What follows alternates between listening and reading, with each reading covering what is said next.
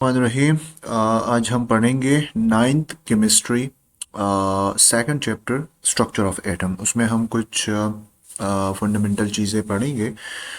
Start हम लेते हैं बेसिकली एटम से कि एटम हमारे पास क्या है। ठीक है, मैटर जो हमारे पास होता है वो स्मॉलेस्ट पार्टिकल से बना होता है और इस चीज़ को हम कहते हैं क्या, उसको हम कहते हैं एटम। ठीक है, जितना भी हमारे पास इस दुनिया में चीज़ें हैं वो सारे एक मैटर है। ठीक है, वो मैटर है और वो बना किसी से है, वो एटम से बना हुआ है। ठीक है, अब जो हमारे पास थ्योरीज थी, जो प्रीवियस थ्योरीज थी, उन थ्योरीज ने कहा है कि एटम को हम फर्दर डिवाइड नहीं कर सकते। ठीक है, एटम को हम फर्दर डिवाइड नहीं कर सकते, लेकिन बाद में कुछ डिस्कवरीज हो गई जहाँ पे ये साबित हो गया कि ये डिविजिबल है। Atom is basically divisible. So अब हम कह सकते हैं कि an atom is basically contain three fundamental particles, that is proton, that is neutron and that is electron. हमारे पास ये थ्री फंडामेंटल पार्टिकल्स एटम के अंदर मौजूद है। ठीक है, अब यहाँ पे अगर इसको हम डिवाइड करें एटम में, ये कहाँ कहाँ पे प्रेजेंट है, तो ये जो हमारे पास प्रोटॉन है और ये जो न्यूट्रॉन हमारे पास प्रेजेंट है, ये होगा न्यूक्लियस में। ये किस चीज़ में होगा? न्यूक्लियस में। एटम का जो न्यूक्लियस है वहाँ पे ये प्रेजेंट होगा। ठीक है, जो जहाँ पे एटम का पूरा मास होता है, ठीक है, उसको वहाँ पे ये दो पार्टिकल प्रेजेंट होते हैं, एक है न्यूट्रॉन, एक है प्रोटॉन। ठीक है, वेयर प्रोटॉन इज, यहाँ पे अगर हम चार्ज की बात करें, चार्ज, यहाँ पे चार्ज कौन सा है? प्रोटॉन पे हमारे पास क्या है? इस पे पॉजिटिव चार्ज है। ठीक है, और न्यूट्रॉन जो है वो, उसको हम न्यूट्रॉन कहते हैं इसलिए है क्योंकि वो न्यूट्रल है। और अगर इलेक्ट्रॉन की बात करें तो ये बेसिकली रिवॉल्व करता है अराउंड द न्यूक्लियस, एक फिक्स सर्कुलर पाथ है उसमें रिवॉल्व करता है और उसको हम कहते हैं शेल।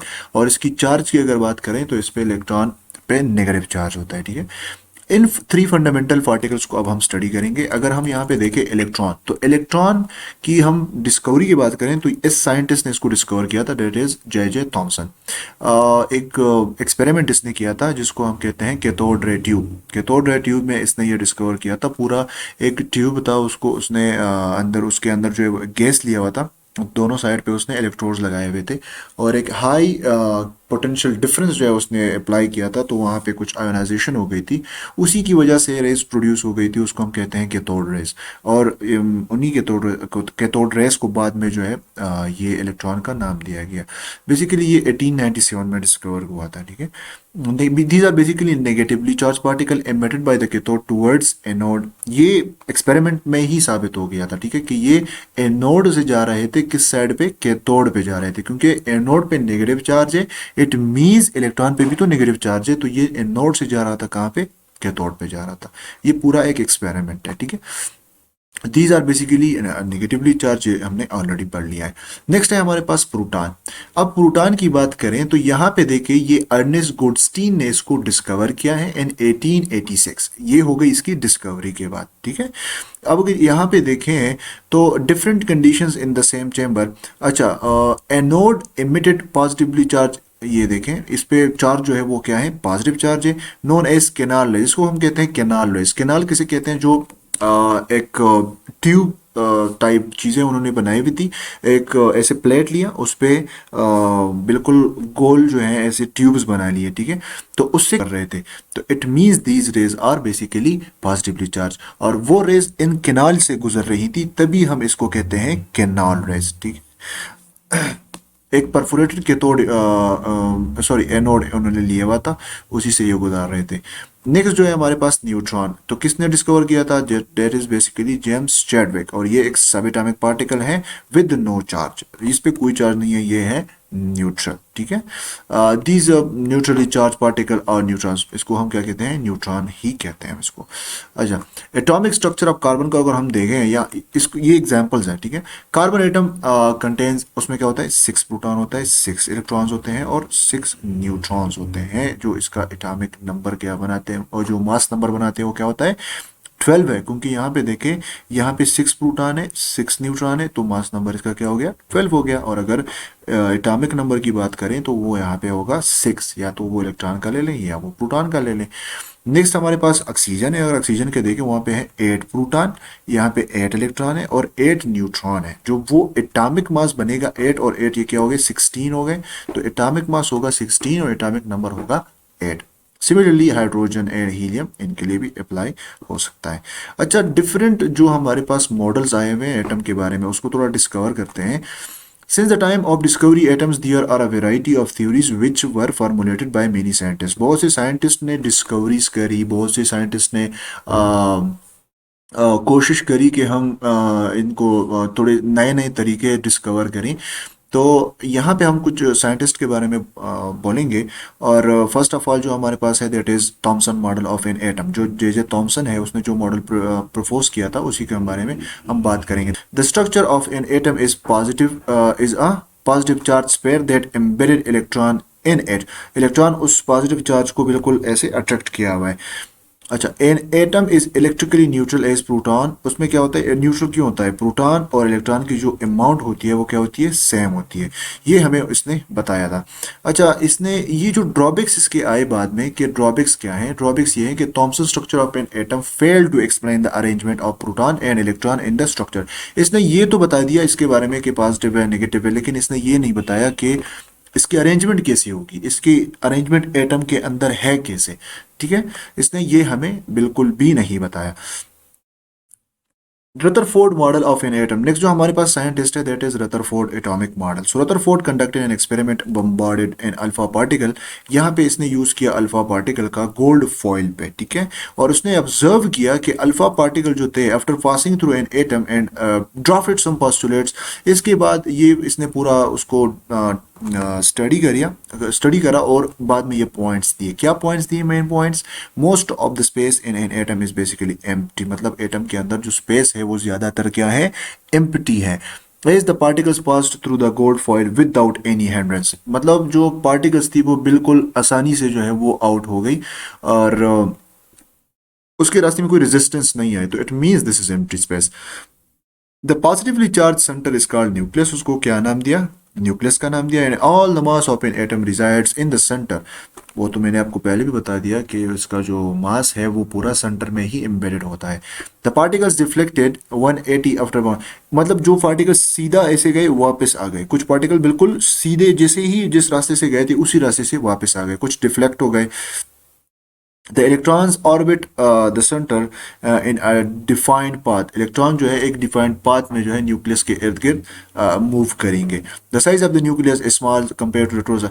जितना साइज एटम का होल है ना उससे कहीं ज्यादा छोटा साइज वो न्यूक्लियस का है। ठीक है, ये इसके पोस्टुलेट्स थे। These were the postulates given by Rutherford जो अल्फा पार्टिकल एक्सपेरिमेंट से उसने अखज़ किए थे। अच्छा, ड्रॉबैक्स इसके क्या है? बाद में इसके ड्रॉबैक्स आ गए, वो क्या है? Although Rutherford presented an entirely new model regarding the structure of an atom, there were a lot of drawbacks which has failed to explain। बहुत सारे ड्रॉबैक्स भी उसके साथ आए, क्योंकि ये एक नया मॉडल था तो ड्रॉबैक्स इसके साथ आए थे। The electrons revolve in an unstable path. ये क्या था? Unstable path. And they undergo acceleration radiating energy. मतलब ये एक्सेलरेट करते हैं और मुसलसल जो है वो रेडिएट करते हैं। ठीक है, मतलब एनर्जी लॉस करते हैं। When the electron revolve they loss energy, so electron would collapse. क्या किसके साथ कोलैप्स हो जाएगा? ये न्यूक्लियस के साथ कोलैप्स हो जाएगा। This tendency would make an atom highly unstable while the atom. तो ऐसा तो हो नहीं सकता ना कि इलेक्ट्रॉन रिवॉल्व करे और उससे पूरा एनर्जी जो है वो रिमूव हो रही है और जाके वो लास्ट में जाके वो न्यूक्लियस पे हिट हो जाए। ऐसा तो हो नहीं सकता। Rutherford structure of an atom fail to explain the atomic number. इसने एटॉमिक नंबर का कोई कंसेप्ट नहीं हमें बताया। ठीक है, only the presence of proton in the nucleus. उसने सिर्फ ये बताया कि प्रोटॉन न्यूक्लियस में प्रेजेंट है। उसने एटॉमिक नंबर के बारे में ऐसा कोई भी नहीं कोई प्रूफ नहीं दिया। ठीक है, नेक्स्ट जो हमारे पास है that is basically Bohr's model of an atom. अब नेक्स्ट हमारे पास है बोहर मॉडल। बोहर ने क्या किया? Bohr devised a model in order to overcome an object. Rutherford ने जो किए थे उस पर कुछ ऑब्जेक्शंस आए तो उसको रिमूव करने के लिए इसने ये मॉडल पेश किया। An atom permit only a discrete amount of orbitals for the electrons to orbit and make the outer structure of an atom। मतलब एटम के अंदर कोई खास किस्म के ऑर्बिट्स होते हैं जिसमें इलेक्ट्रॉन क्या करता है? रिवॉल्व करता है और एक स्पेसिफिक अमाउंट ऑफ एनर्जी होती है उसकी। ठीक है, while revolving the negatively charge जो पार्टिकल है डू नॉट लॉस एनर्जी, मतलब ये रिवॉल्व कर रहा है तो एनर्जी लॉस नहीं कर रहा है, ना एनर्जी गेन कर रहा है, ठीक है। अच्छा, किस टाइम पे ये एनर्जी लॉस गेन होगा? ये जब इलेक्ट्रॉन जंप करेगा, ये जब लोअर एनर्जी लेवल से हाई एनर्जी लेवल में जंप करेगा तो इलेक्ट्रॉन एनर्जी एब्जॉर्व करेगा, और जब ऊपर से वापस जंप करेगा तो जो जितनी अमाउंट ऑफ एनर्जी उसने एब्जॉर्व करी थी वो उसको रिलीज कर देगा। Bohr model gives an elaboration explanation to the structure of and overcome objection faced by the model. इसने क्या किया, जो जो ड्रॉबैक्स आए थे वो इसने थोड़े बहुत उसको कवर कर लिया है, ठीक है।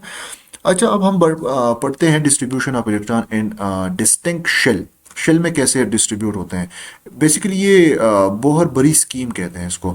Suggested arrangement of particles in different orbits, ठीक है। डिफरेंट ऑर्बिट्स में कैसे होते हैं? नंबर फर्स्ट जो हमारे पास रूल है, ये है हमारे पास फॉर्मूला। आपको फॉर्मूला का पता होना चाहिए। Two gives the accommodation of maximum number of electron. अब यहाँ पे देखिए, एन अगर 1 है, 2 है, 3 है, 4 है, तो यहाँ पे क्या होगा, के में हमारे पास 2 इलेक्ट्रॉन होते हैं, इसमें 8 होते हैं, फिर थर्ड में जो है 18 होते हैं, फिर 32 होते हैं। ये कैसे होते हैं? आपने यहाँ पे पुट करना है, ठीक है। फर्स्ट शेल है तो आपने यहाँ पे फर्स्ट पुट करना है, तो यहाँ पे आ जाएगा 2, मतलब यहाँ पे जो के शेल है यहाँ पे 2 इलेक्ट्रॉन आ रहे हैं। और यहाँ पे अगर देखिए सेकंड शेल है तो सेकंड ऐड करके आपने क्या करना है, 8 8 आ जाएगा यहाँ पे। मतलब सेकंड शेल में जो हमारे पास इलेक्ट्रॉन आ रहे हैं उसकी तादाद कितनी है? तादाद है 8, ठीक है। अब हम बुक की साइड पे थोड़ा चलते हैं, वहाँ पे थोड़ा शॉर्ट रिव्यू करते हैं बुक की।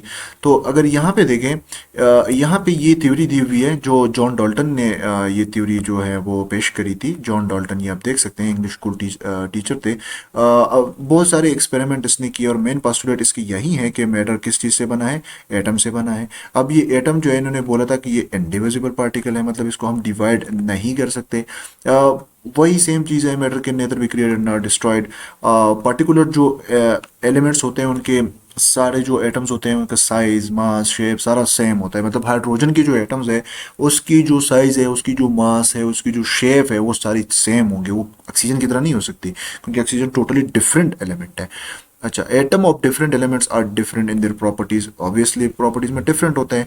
Atom combine with each other in small whole number ratio. ये तो बिल्कुल करेक्ट, बिल्कुल ऑप्शन है कि इससे फिर क्या होता है, कंपाउंड्स बनते हैं। All chemical reactions are due to the combination and separation of atoms. जो भी केमिकल रिएक्शंस होते हैं आप देख रहे हैं, हाइड्रोजन ऑक्सीजन कंबाइन हो रहे हैं, क्या बन रहा है? वाटर बन रहा है। ये कॉम्बिनेशन है। सेपरेशन हो रहा है तो वाटर मॉलिक्यूल दोबारा स्प्लिट हो रहा है, दोबारा से वो H+ और OH आयंस में कन्वर्ट हो रहा है। तो इसी को हम कहते हैं स्प्लिटिंग और सेपरेशन। इंशाल्लाह फिर ये जो नेक्स्ट हमारे पास रहता है इसको हम नेक्स्ट वीडियो में कवर करेंगे। तब तक के लिए अपना ख्याल रखिए। अल्लाह हाफिज़।